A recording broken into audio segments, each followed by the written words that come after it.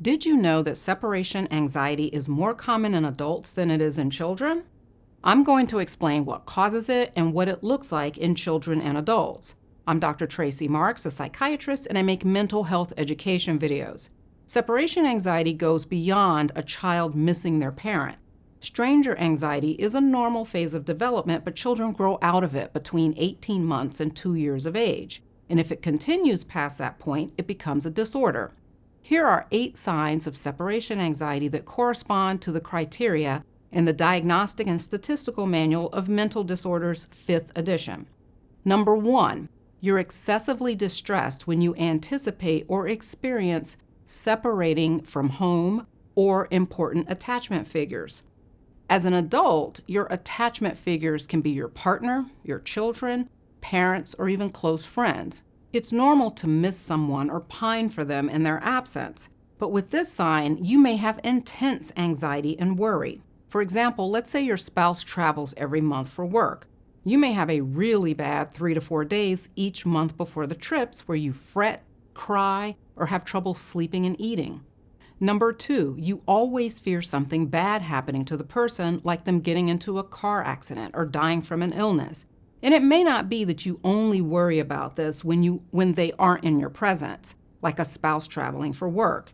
You can be working from home with them, sitting side by side every day, but then you still have these days where you wake up with a sick feeling, like a premonition that your partner is going to die.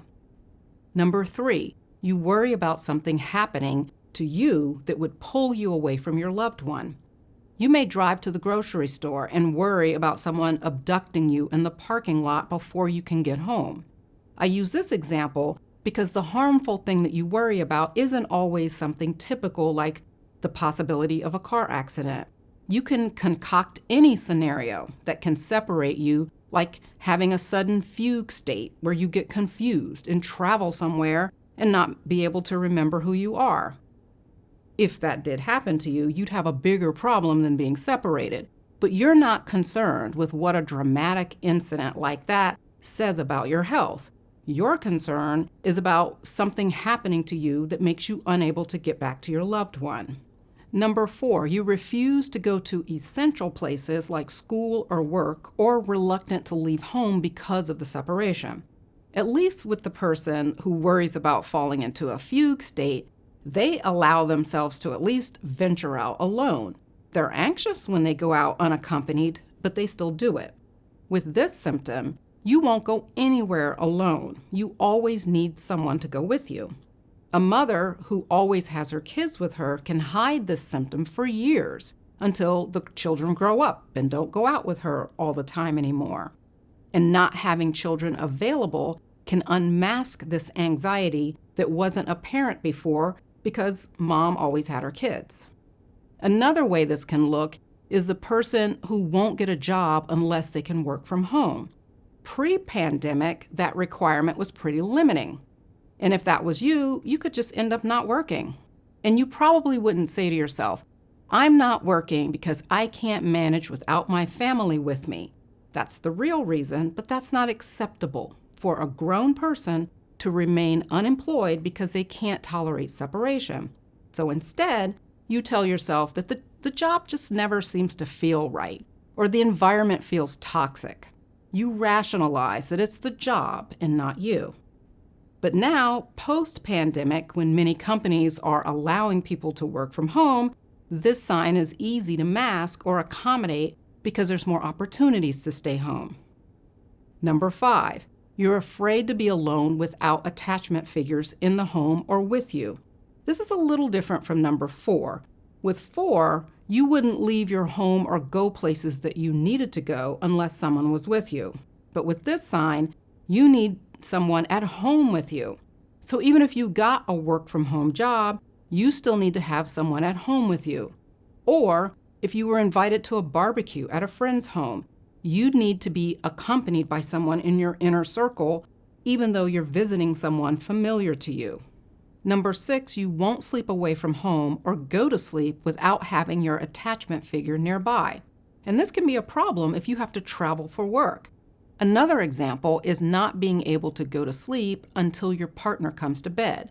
And this can really cramp your style if you have different sleep schedules. Let's say you're the one with separation anxiety and you like to go to bed around 10 p.m. Your spouse likes to stay up and watch movies until midnight. You don't like watching horror flicks right before bed, so your spouse has to lie in bed with you in the dark without the television on until you fall asleep. Number 7, you have recurrent nightmares about the theme of being separated. With these dreams, the separation theme can be obvious, like you or your loved one dies. Or it can be disguised, like you bought tickets for a basketball game and you find out when you get the tickets that the seats aren't together. And number 8 is you experience distressing physical symptoms like headaches, stomach aches, nausea, or vomiting just from anticipating the separation. For a diagnosis of separation anxiety disorder, you need at least 3 of those signs that last at least 6 months. So this is something that can come and go. It can start in childhood and never leave, or appear for the first time in late teens or early adulthood. Young children may not want to go to school or even sleep in their own beds. Older children may be very anxious around unfamiliar people, and because of this, their anxiety can be mistaken for social anxiety or being very shy. Young adults may not want to go away to college and prefer to do it online. Parents with separation anxiety toward their children may be overprotective and controlling. And any parent can be overprotective of their children, but the parent with separation anxiety will take on the same overprotective nature with their spouse. And that usually doesn't go over very well. Researchers have found a relationship between separation anxiety and anxious attachment style. I talk about insecure attachments in this video.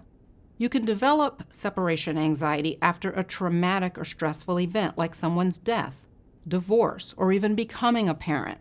And in this case, you may have had childhood anxiety that went undercover as you got older, but then having a child triggers this intense fear of losing your child. And you develop an anxious attachment to that child that makes you worry about their welfare and overprotect them.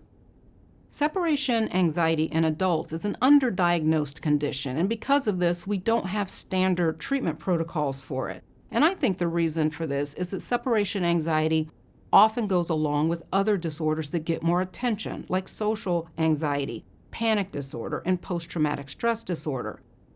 People with separation anxiety can feel too embarrassed to talk about their problems with others, so they may never get help. If they have another problem, like social anxiety, for example, they may get help for that, but still never really discuss the separation issues. I think a very basic approach to this is first recognizing that the anxiety you have is in your mind and your body's overreaction to the situation. When you feel anxious, the tendency is to do whatever you can to escape the anxiety. You can use poor coping skills for this, like overeating or excess checking of things to reassure yourself that people are safe. But you have to recognize your maladaptive coping skills and then replace them with adaptive ones, like first sitting with the anxiety rather than escaping it.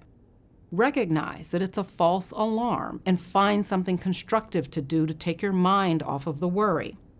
Watch this video for ways that you can use your vagus nerve to calm yourself, and then this video on attachment styles. Thanks for watching. See you next time.